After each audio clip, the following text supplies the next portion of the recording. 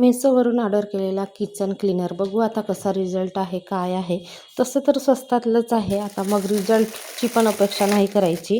वेळ सकाळचीच आहे. स्वयंपाक पाणी सगळं झालं. आता मला फक्त फरशी पुसायची आहे.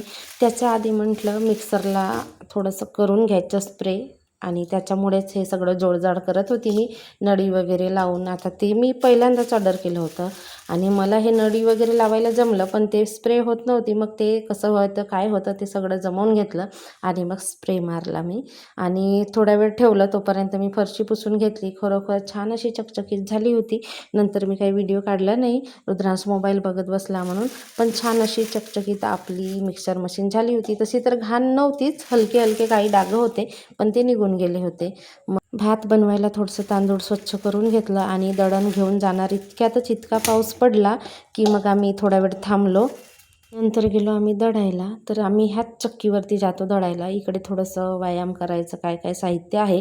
तर रुद्र येत असतो इकडे बाजूच्या मुलांसोबत वगैरे, तर त्याचं चालू होतं काय काय करायचं. आम्ही पण थोडासा व्यायाम म्हटलं करून घेतला आणि मग दळण वगैरे झाला, घरी आलो. पाऊस आल्यानंतरचं वातावरण इतका भारी असतो, छान वाटतं, मस्त वारा सुटत असते, थंडी थंडी. त्याच्यामुळे आम्ही थोडा वेळ बाहेर फिरायला सुद्धा आलो नेहमीप्रमाणे संध्याकाळच्या वेळी.